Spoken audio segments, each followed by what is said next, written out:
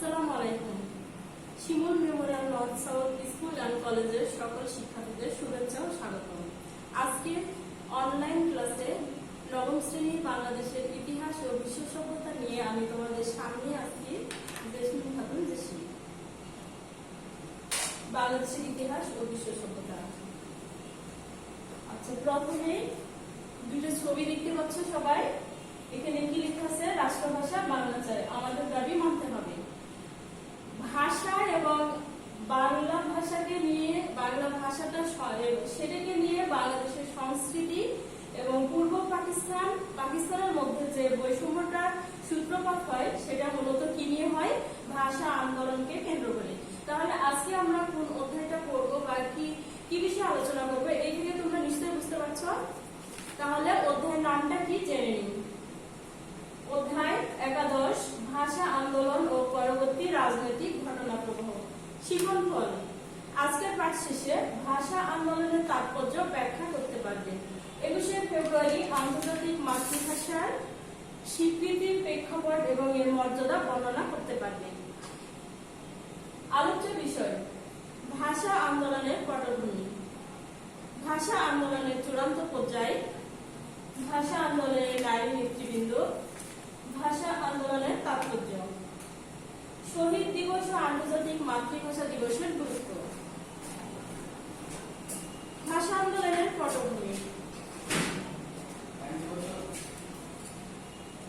ভাষা আন্দোলন ছিল কি? মূলত বাঙালি জাতির স্বাধিকার আন্দোলন এবং এই স্বাধিকার আন্দোলনটা অর্থনৈতিক একটা পর্যায়ে অর্থনৈতিক এবং রাজনৈতিক আন্দোলনের উত্থান করে। কিভাবে অর্থনৈতিক রাজনৈতিক পর্যায়ে চলে যায়? যে বাঙালি জাতীয়বাদী নেতৃত্ব থেকে এই আন্দোলনের প্রতি পূর্ব পাকিস্তানের জনগণ সোচ্চার হয়ে ওঠে।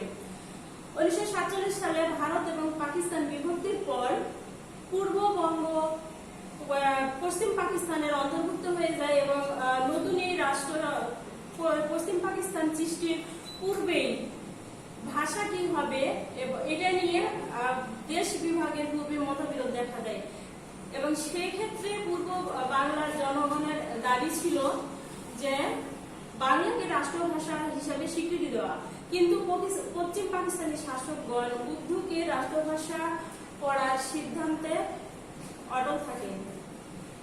পূর্ব পাকিস্তানের মোট জনসংখ্যার 54% মুখের ভাষা ছিল বাংলা। অপরপক্ষে 3.27% জনগণের মুখের ভাষাকে প্রাধান্য দিয়ে 1948 সালে শাসক গোষ্ঠী উর্দুকে পাকিস্তানের রাষ্ট্রভাষা হিসেবে স্বীকৃতি দেওয়ার ঘোষণা দেয়। এর প্রেক্ষাপটে বাঙালি বুদ্ধিজীবী সমাজ এবং ছাত্র সমাজ সোচ্চার হয়ে ওঠে। তারা এই অন্যায় এবং বৈষম্যমূলক আচরণের বিরুদ্ধে যে বলিষ্ঠ প্রতিবাদ দিতে সক্ষম হয় সেভাবেই শুরু হয় ভাষা আন্দোলনের সূত্রপাত। 1952 সালে এই আন্দোলনটা রূপ লাভ করে এবং দেশব্যাপী আন্দোলনটা ছড়িয়ে পড়ে এবং পৃথিবীতে যে ভাষার জন্য প্রথম শহীদ হয়েছে বাঙালি জাতি এবং এই শহীদদের কথা না বললেই নয়, যারা প্রথমে শহীদ হয়েছিলেন সালাম, বরকত, জব্বার, শফিউর এবং নাম না জানা আরো অনেকে শহীদ হয়েছিলেন এবং তারা তাদের বুকের তাজা প্রাণ ছড়িয়ে দিয়েছিলেন।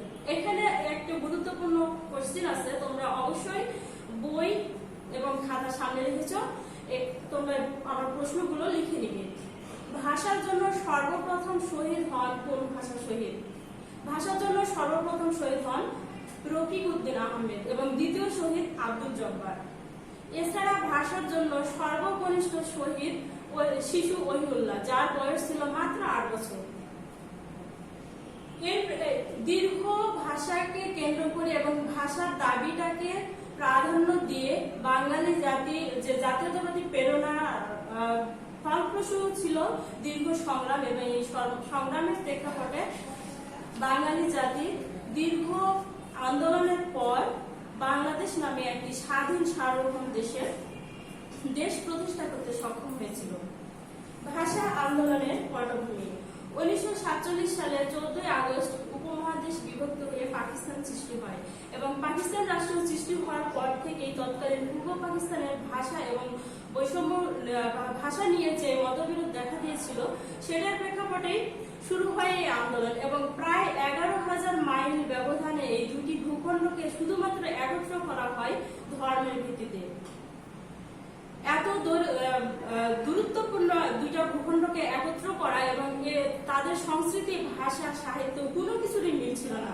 শুধুমাত্র ধর্মকে কেন্দ্র করে এই দুইটা ভূখণ্ডকে একত্রিত করা হলেও পশ্চিমা শাসক গোষ্ঠী বাঙালি জনগণের অধিকার হরণের চেষ্টা হিসাবে প্রথম পদক্ষেপ তাদের ভাষার উপরে আঘাত হানার জন্য সোচ্চার হয়ে ওঠে। আর এই দাবিটাকে পূর্ব বাংলার জনগণ তাদের ন্যায্য অধিকার মনে করে এবং স্বাধিকার আন্দোলনের প্রেক্ষাপট হিসেবে রূপদান করে। পরবর্তীতে 1947 সালে এই আন্দোলনটাকে কেন্দ্র করে ভাষা আন্দোলনের সংগঠন তৈরি হয়, যার নেতৃত্বে ছিলেন ঢাকা বিশ্ববিদ্যালয়ের পদার্থবিজ্ঞানের অধ্যাপক আবুল কাশেম। আবুল কাশেমের নেতৃত্বে ভাষা আন্দোলনের প্রথম সংগঠন তমদ্দুন মজলিস গঠিত হয়। এখানে নোট দা কোশ্চেন যে তমদ্দুন মজলিস কি? তমদ্দুন মজলিস আসলে সংগঠন। এটা ছিল ভাষা আন্দোলনের উপরে রচিত প্রথম বা ভাষা আন্দোলনকে কেন্দ্র করে তৈরিকৃত প্রথম সংগঠন এবং এই সংগঠনটাকে কেন্দ্র করে পরবর্তীতে গঠিত হয় ভাষা আন্দোলনের উপরে রচিত প্রথম পুস্তিকা, যে পুস্তিকাটার নাম ছিল পাকিস্তানের রাষ্ট্রভাষা বাংলা না উর্দু। পাকিস্তানের রাষ্ট্রভাষা বাংলা না উর্দু এই পুস্তিকাটি প্রকাশিত হয় 1947 সালের 15 সেপ্টেম্বর। তাহলে এখানে একটি ইম্পর্টেন্ট কোশ্চেন যে ভাষা আন্দোলনের উপর রচিত পুস্তিকার নাম কি? পাকিস্তানের রাষ্ট্রভাষা বাংলা না উর্দু। এটা আসলে একটা পুস্তিকা ছিল এবং এই ভাষা আন্দোলনের উপরে রচিত প্রথম কবিতা এবং উপন্যাস রচিত হয়। ভাষা আন্দোলনকে কেন্দ্র করে প্রথম যে উপন্যাস রচিত হয় সেটা ছিল আরেক ফাল্গুন। উপন্যাসটি রচনা করেন জহির রায়হান। ভাষা আন্দোলনকে কেন্দ্র করে প্রথম কবিতা রচিত হয় এবং কবিতাটির নাম ছিল আমি কাঁদতে আসিনি, ফাঁসির দাবি নিয়ে এসেছি। এছাড়া ভাষা আন্দোলনকে কেন্দ্র করে প্রথম স্মৃতিস্তম্ভ হিসেবে বা চিঠি ছিল যেটা প্রথম, সেটার নাম ছিল কোনো এক মাঠে। লেখক ছিলেন আবু জাফর ওবায়দুল্লাহ।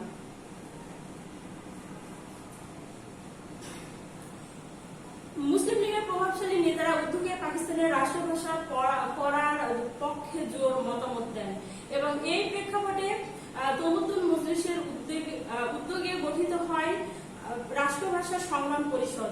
এই রাষ্ট্রভাষা সংগ্রাম পরিষদ ভাষা আন্দোলনকে রাজনৈতিক রূপদান দেওয়ার জন্য যে প্রচেষ্টায় অগ্রসর হন, সেখান থেকে ভাষা আন্দোলন চূড়ান্ত রূপে পরিণত হতে থাকে।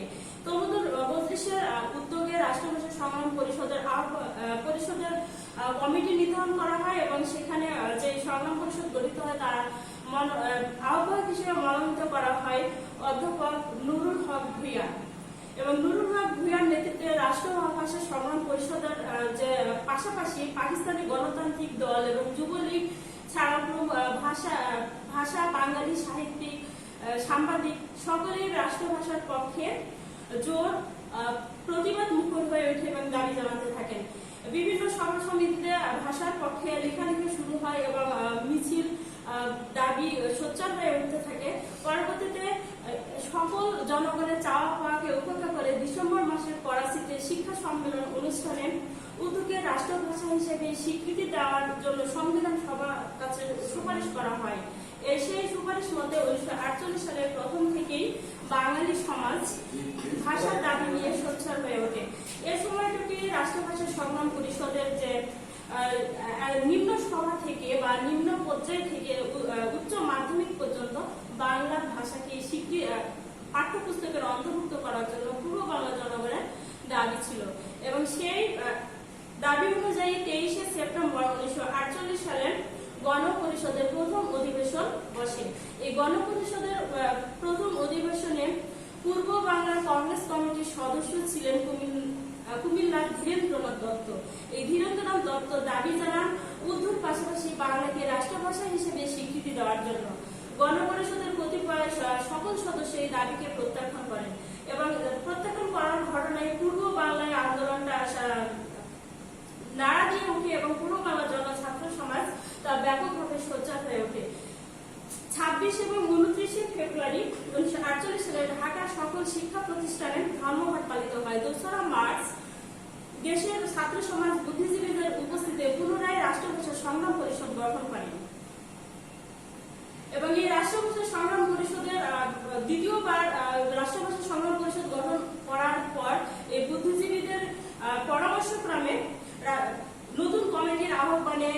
11 তারিখে ধর্মঘট পালন করা হয় এবং মার্চ মাসের 11 তারিখে যে ধর্মঘট পালন করা হয়, আন্দোলনকারীদের দাবি ছিল বাংলাকে রাষ্ট্রভাষা হিসেবে স্বীকৃতি দেওয়া এবং পূর্ব পাকিস্তানের সরকারি ভাষা হিসেবে লিপিবদ্ধ করা। ধর্মঘটের পক্ষে রাষ্ট্রভাষা বাংলা চাই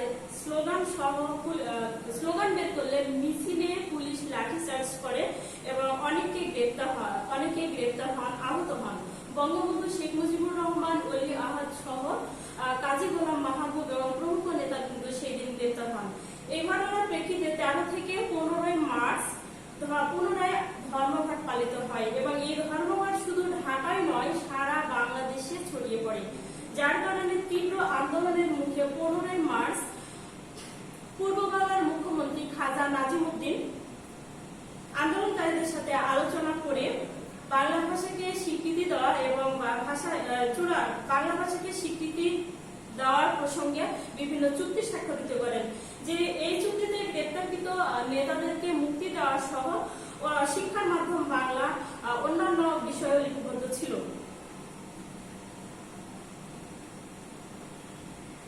এছাড়াও 48 সালের 19 মার্চ পাকিস্তানের গভর্নর জেনারেল মোহাম্মদ আলী জিন্না ঢাকায় আসেন এবং মোহাম্মদ আলী জিন্না ঢাকায় এসে 21 মার্চ তৎকালীন রেসকোর্স ময়দান, বর্তমান সোহরাওয়ার্দী উদ্যান, এবং 24 মার্চ ঢাকা বিশ্ববিদ্যালয়ের সমাবর্তন অনুষ্ঠানে দুটি বক্তব্য রাখেন এবং দুটি বক্তব্যে তিনি বাঙালির ভাষার দাবিকে অগ্রাহ্য করেন এবং তিনি দ্ব্যর্থহীন কণ্ঠে বক্তব্য রাখেন, Urdu will be state language of Pakistan. অর্থাৎ তিনি তার বক্তব্যে এভাবে বোঝান যে উর্দুই এবং একমাত্র উর্দুই হবে পাকিস্তানের অন্যতম রাষ্ট্রভাষা। মোহাম্মদ আলী জিন্নার এই বক্তব্য শুনে উপস্থিত ছাত্ররা সাথে সাথে প্রতিবাদ না ধ্বনি দিয়ে প্রতিবাদ মুখর হয়ে ওঠে এবং তারা সমস্ত পূর্ব পাকিস্তানে ভাষা আন্দোলন ছড়িয়ে দেয় এবং আন্দোলনকারীরা প্রবল বেগ ধারণ করে। পরবর্তীতে 48 সালের 18 নভেম্বর প্রধানমন্ত্রী লিয়াকত আলী খান ঢাকায় আসেন এবং তিনি ঢাকায় এসেও তার বক্তৃতাকালে একই কথা, জিন্নার কথাকে প্রতিধ্বনিত করেন এবং উর্দুকে রাষ্ট্রভাষা হিসেবে তিনিও ঘোষণা দেন। তখন উপস্থিত ছাত্র সমাজ না ধ্বনি দিয়ে প্রতিবাদ করেন। 1948 সালের করাচিতে অনুষ্ঠিত নিখিল শিক্ষা সম্মেলনে বাংলা ভাষাকে যে আরবি হরফে লেখার ষড়যন্ত্রমূলক প্রচেষ্টা চলে এবং সেই ষড়যন্ত্রমূলক প্রচেষ্টার প্রতিবাদ করেন ডক্টর মোহাম্মদ শহীদুল্লাহ। আরবি হরফে বাংলা লেখার ষড়যন্ত্রকে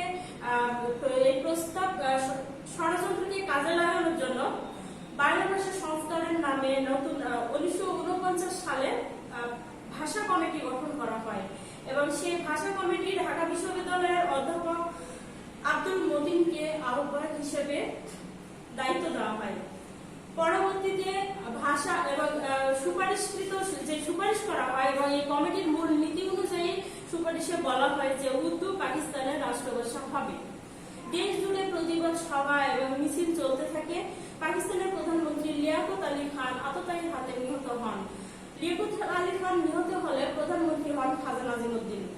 1952 সালে ঢাকায় খাজা নাজিমুদ্দিন জিন্নার কথারই প্রতিধ্বনি করেন এবং অর্থাৎ খাজা নাজিমুদ্দিন এসেও জিন্নার কথাটাকে পুনরাবৃত্তি করেন। তিনিও উর্দুকে পাকিস্তানের রাষ্ট্রভাষা হিসেবে ঘোষণা করেন, যে আন্দোলনটা নতুন এবং সর্বাত্মক রূপ ধারণ করে।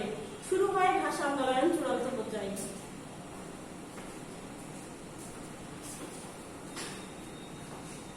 ভাষা আন্দোলনের চূড়ান্ত পর্যায়ে নতুন প্রধানমন্ত্রী খাজা নাজিমুদ্দিন 1952 সালের 26 জানুয়ারি পল্টন ময়দানে ঘোষণা দেন পাকিস্তানের রাষ্ট্রভাষা হবে উর্দু। ঢাকা বিশ্ববিদ্যালয়ের রাষ্ট্রভাষা সংগ্রাম পরিষদ গঠন করে এবং সেখানে 30 জানুয়ারি সভা ও ছাত্র ধর্মঘটের আহ্বান জানায়। 31 জানুয়ারি আওয়ামী মুসলিম লীগ সভাপতি মাওলানা আব্দুল হামিদ খান ভাসানীর নেতৃত্বে বিভিন্ন রাজনৈতিক দলের উপস্থিতিতে সর্বদলীয় কেন্দ্রীয় রাষ্ট্রভাষা সংগ্রাম পরিষদ গঠন করা হয়। এ সময় 21 ফেব্রুয়ারি দেশব্যাপী হরতাল পালনের সিদ্ধান্ত নেওয়া হয়। হঠাৎ করে পূর্ব পাকিস্তানের মুখ্যমন্ত্রী নুরুল আমিন ঢাকা শহরে আসেন এবং তিনি এই সকল মিছিল এবং ধর্মঘটকে নিষিদ্ধ করেন এবং যে বিক্ষোভ মিছিলটাকে তিনি পুরোপুরি নিষিদ্ধ ঘোষণা করেন। সরকারি ঘোষণা পাওয়া মাত্রই ঢাকা শহর সঙ্গে সঙ্গে উত্তেজনা ছড়িয়ে পড়ে। ছাত্ররা কিছুতেই 144 ধারা মানতে রাজি নন। 20 ফেব্রুয়ারি সন্ধ্যায় আওয়ামী লীগের নেতৃত্বে কেন্দ্রীয় কার্যালয়ে সর্বদলীয় রাষ্ট্রীয় ভাষা সংগ্রাম পরিষদের বৈঠক বসে এবং সে বৈঠকে আবুল হাসিমের সভাপতিত্বে 144 ধারা ভাঙার সিদ্ধান্তকে দ্বিমত দেখা দেয় এবং পরবর্তীতে অধিকাংশ সদস্যই যেখানে প্রথমে 144 ধারা ভাঙার পক্ষে ছিলেন না এবং কিন্তু পরবর্তীতে আব্দুল মতিন, অলি আহাদ, গোলাম মাহবুব সহ বিভিন্ন নেতৃবৃন্দের অটল সিদ্ধান্তের কারণে পরবর্তীতে 144 ধারা ভাঙার সিদ্ধান্ত অটল থাকেন। 21 ফেব্রুয়ারি সকাল 11টায় ঢাকা বিশ্ববিদ্যালয়ের আমতলায় বর্তমান মেডিকেল কলেজের সামনে, মেডিকেল কলেজ চত্বরের সামনে ছাত্রদের জনসমুদ্রে পরিণত হয় এবং ছাত্রদের এই জনসমুদ্রে পরিণত হওয়ার পরে সেখানে হাজার হাজার স্কুল কলেজের ছাত্রছাত্রী উপস্থিত হন এবং কতিপয় নেতারা তখনও ছাত্রদেরকে 144 ধারা ভাঙার সিদ্ধান্ত থেকে বিরত থাকার অনুরোধ করেন, কিন্তু ছাত্র নেতৃবৃন্দ এই সিদ্ধান্ত অটল ছিলেন, যার কারণে ছাত্ররা প্রথমে ছোট ছোট দলে মিছিল বের করে এবং মিছিলটা 144 ধারা ভাঙার সিদ্ধান্ত নিয়ে তারা অগ্রসর হচ্ছিলেন। ছাত্রছাত্রীরা রাষ্ট্রভাষা বাংলা চাই স্লোগান সহ মিছিলটা বের করলে মিছিলের উপর পুলিশ লাঠিচার্জ করে এবং পুলিশের লাঠিচার্জ কেদানো গ্যাস অনেকে গ্যাস নিক্ষেপ করার পরে সেখানে পাল্টা ছাত্রদের সাথে সংঘর্ষ শুরু হয়। ছাত্ররা পুলিশের উপরে ইট পাটকেল নিক্ষেপ শুরু করে। বিক্ষোভী ছাত্ররা ঢাকা মেডিকেল কলেজের সামনে সমাবেত হয়ে গণ পরিষদের দিকে অগ্রসর হচ্ছিলেন।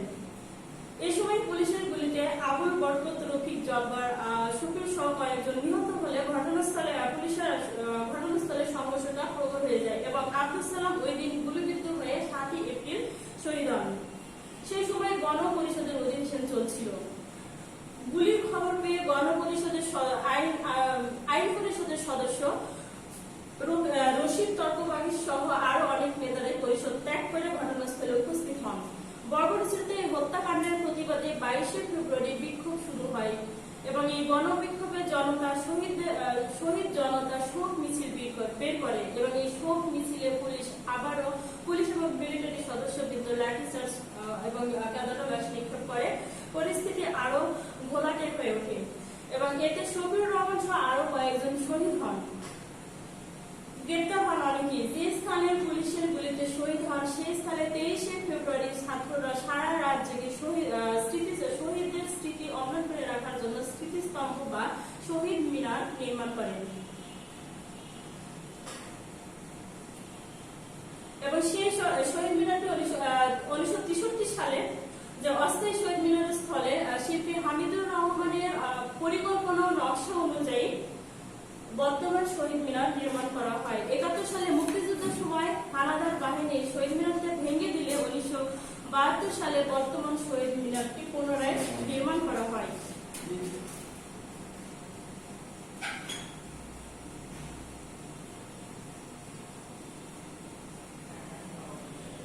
ওকে, কি বলছিলাম যে এই যে সেই ভাষা সর্বকনিষ্ঠ ভাষা শহীদ শিশু ওহিউল্লাহ। ভাষা আন্দোলনের নারী নেতৃবৃন্দ। 4852 সালের ভাষা আন্দোলনের তৎকালীন এদেশের নারী সমাজের প্রত্যক্ষ সক্রিয় অংশগ্রহণ ছিল। ঢাকার বাইরেও নারী সমাজের ভূমিকা ছিল নজর কাড়ার মতো এবং তারা অত্যন্ত প্রতিবাদী এবং সক্রিয় থেকে ভাষা আন্দোলনকে সচল করার চেষ্টা করেছেন। ভাষা আন্দোলনের যে পোস্টার প্রচারপত্রের মাধ্যমে আন্দোলনকে সচল ও তৎপরতা চালানোর সময় 1949 সালে 23 আগস্ট গ্রেপ্তার হন লিলি চক্রবর্তী। এখানে যে ছবিটা তোমরা দেখতে পাচ্ছ, ছবিটা কি দেখা যাচ্ছে যে ভাষা আন্দোলনের নারীরা কিভাবে সক্রিয়ভাবে অংশগ্রহণ করেছে। তারা ব্যানার তৈরি থেকে লিখনি এবং ভাষা আন্দোলনকে সরাসরি যোগদান করে 144 ধারা ভাঙার সিদ্ধান্ত তারা সেই মিছিলেও তারা অংশগ্রহণ করেছে এবং এইরকম দুঃসাহসিক কর্মপন্থায় যে নারী সমাজ অগ্রণী ভূমিকা পালন করেছে তাদের মধ্যে এবং তাদের এই দৃঢ়তা বা এই ছাত্রীদের মধ্যে যে দুঃসাহসী নারী ছিলেন তাদের উল্লেখযোগ্য যে শামসুন নাহার, রোশনারা, সুফিয়া ইব্রাহিম সহ বেশ কিছু নারী ছাত্রী এই ভাষা আন্দোলনের সাথে সরাসরি সক্রিয়ভাবে অংশগ্রহণ করেছিলেন। তাছাড়া নারায়ণগঞ্জের ভাষা আন্দোলনে নারী নেত্রী যে মমতাজ বেগম গ্রেপ্তার হলে পুলিশের সাথে জনতার সরাসরি সংঘর্ষ বাধে। ভাষা আন্দোলনের তাৎপর্য। দিনটি কি ছিল? 8ই ফাল্গুন। 8ই ফাল্গুন ভাষা আন্দোলনের 21শে ফেব্রুয়ারি ছিল 8ই ফাল্গুন। এই ভাষা আন্দোলনকে কেন্দ্র করে বাংলাদেশের ইতিহাসে অসাধারণ, এটা ছিল অনন্য সাধারণ একটা ঘটনা। পাকিস্তান রাষ্ট্রের যে বৈষম্যমূলক আচরণ এবং শোষণ ও বঞ্চনের বিরুদ্ধে পূর্ব পাকিস্তানি জনগণের এটা ছিল বাঙালির জাতির প্রথম প্রতিবাদী এবং বিদ্রোহী পদক্ষেপ, যে প্রথম ধারণা ছিল। 1947 সালে পাকিস্তান সৃষ্টির পর থেকে বাঙালি জাতি যে পশ্চিম পাকিস্তানি সরকারের অবহেলা, শোষণ, বঞ্চনার এবং যে জাতকলে পিষ্ট হচ্ছিল, সেটা থেকে তারা মুক্তির যে প্রথম প্রয়াস দেখেছিলেন তা ছিল এই 1952 সালের 21শে ফেব্রুয়ারি, অর্থাৎ ভাষা আন্দোলনের মাধ্যমে। বাংলা ভাষার প্রতি অবমাননা বাঙালি জাতিকে প্রবল মনে প্রবল নাড়া দিয়েছিল। তারা সোচ্চার হয়ে উঠেছিল। প্রতিবাদী বাঙালি জাতি তাদের স্বাধীনতার আন্দোলনের জন্য বেগবান হয়ে ওঠে এবং তারা শেষ চূড়ান্ত পর্যায় পর্যন্ত উপনীত হয়। এভাবে বাঙালির মাঝে যে জাতীয়তাবাদের বীজ বপিত হয়েছিল, যার ফল হিসেবে আমরা 1971 সালে মুক্তিযুদ্ধের মাধ্যমে পেয়েছি। শহীদ দিবস এবং আন্তর্জাতিক মাতৃভাষা দিবসের গুরুত্ব। 1952 সালে ভাষা আন্দোলনের পরের বছরেই ভাষা আন্দোলন 1952 সালের পর থেকে প্রতি বছরই 21শে ফেব্রুয়ারি দিনটি ছিল বাঙালি জাতির শহীদ দিবস হিসেবে পালিত হওয়ার দিন। এবং বাংলাদেশ সৃষ্টির পর থেকে 21শে ফেব্রুয়ারিতে রাত 12:01 প্রধানমন্ত্রী সহ সর্বস্তরের জনগণ শহীদ মিনারে পুষ্পস্তবক অর্পণ সহ নানা আয়োজনের মাধ্যমে দিনটি উদযাপিত করা হয়। 21শে ফেব্রুয়ারি প্রভাতফেরি এবং প্রভাতফেরির গানের মাধ্যমে যে বাঙালি সংস্কৃতি, বাঙালি জাতি এবং সংস্কৃতি যে অবিচ্ছেদ্য অংশ, তা এখানে চর্চার একটা প্রয়াস চলে আসে। বাংলাদেশ স্বাধীন হওয়ার পর 21শে ফেব্রুয়ারি সরকারি ছুটির দিন হিসেবে ঘোষণা করা হয়। এই দিন শহীদ দিবসের তাৎপর্য তুলে ধরে বিভিন্ন অনুষ্ঠান আয়োজনের মধ্যে দিয়ে বাঙালি জাতি তার চেতনাকে লালন করার যে প্রক্রিয়াটা অব্যাহত রেখেছে। 1952 সালের 21শে ফেব্রুয়ারি আন্তর্জাতিক মাতৃভাষা দিবসের যে বিনিময়ে মর্যাদা, তাকে আন্তর্জাতিক মাতৃভাষা দিবস হিসেবে মর্যাদা দেওয়া হয় এবং বিশ্বের ইতিহাসে যে অনন্য সাধারণ এই ঘটনা হিসেবে বাংলা ভাষা এবং শহীদদের আজ আন্তর্জাতিক পর্যায়ে স্বীকৃতি লাভ করেছে। এবং এই স্বীকৃতিটা লাভ করেছে 1999 সালের 17 নভেম্বর। প্যারিসে ইউনেস্কো সংস্থা 21শে ফেব্রুয়ারিকে স্বীকৃতি দেয় আন্তর্জাতিক মাতৃভাষা দিবস হিসেবে এবং ঘোষণা করা হয় মাতৃভাষা দিবসে। তাহলে এখানে প্রশ্ন যে 21শে ফেব্রুয়ারিকে আন্তর্জাতিক মাতৃভাষা দিবস হিসেবে ঘোষণা করে কোন সংস্থা এবং কোথায়? তাহলে এখানে তোমরা কি বলবা যে ইউনেস্কো। কোথায়? প্যারিসে। কবে? 1999 সালের 17 সেপ্টেম্বর। 2000 সালের 21শে ফেব্রুয়ারি থেকে এই দিনটি আন্তর্জাতিক মাতৃভাষা দিবস হিসেবে পালিত হয়ে আসছে। এখানে আরেকটা কোশ্চেন যে কবে থেকে 21শে ফেব্রুয়ারি আন্তর্জাতিক মাতৃভাষা দিবস হিসেবে পালিত হচ্ছে? তাহলে কি হবে? 2000 সালের 21শে ফেব্রুয়ারি। আজকের আলোচনা এ পর্যন্ত শেষ। তাহলে এতক্ষণ আমি যেগুলো বললাম সেগুলোর মধ্যে একটু আমি বিচার করে দেখবো যে তোমরা কতটুকু মনোযোগ সহকারে দেখেছো এবং সেই প্রশ্নের উত্তরগুলো ঠিকঠাক ভাবে স্মরণ করতে পারছো কিনা। তাহলে আসো দেখি, আব্দুল সালাম কবে শহীদ হন? আব্দুল সালাম কবে শহীদ হন? আব্দুল সালাম 21শে ফেব্রুয়ারি গুলিবিদ্ধ হন, কিন্তু ওই দিন তো তিনি শহীদ হন না। তাহলে কবে শহীদ হন? 7ই এপ্রিল। কেন্দ্রীয় শহীদ মিনারের স্থপতি কে?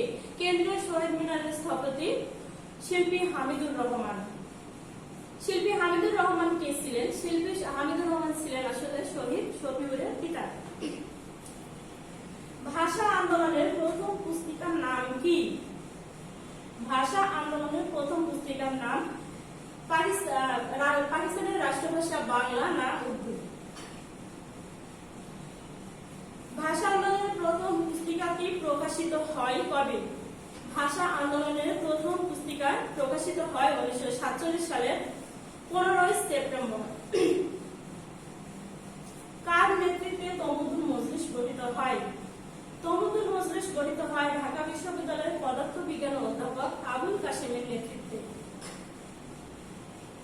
আগামী দিন টপলেস 1 নেওয়া হবে। পড়ার একাদশ অধ্যায়ের আলোচ্য অংশ। বাড়িতে সবাই বইটা ভালোভাবে চর্চা করবে এবং আগামী দিন টপলেসের জন্য সবাই ভালোভাবে প্রস্তুতি নেবে। পরিশেষে সবার সুস্থতা কামনা করে পরবর্তী ক্লাস দেখার আমন্ত্রণ জানিয়ে আজকের মতো এখানে শেষ করছি। ধন্যবাদ সবাই।